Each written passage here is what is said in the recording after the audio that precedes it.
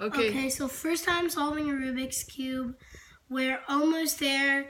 If you see, we only need to do one algorithm to solve it. We've done this a couple times, but there was something wrong. So let's try to solve this, baby. Okay, so.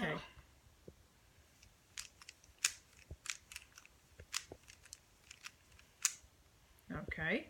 Now rotate. No. Rotate it. Yeah.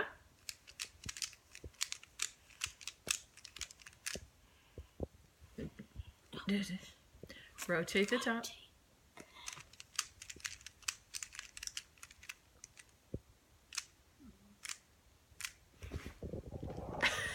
He did it! All done. He did it! Yay! Finally conquered the 3x3. Yay! It took us so long to get through the process. Because we had a corner turned. We couldn't do it. It wasn't solvable.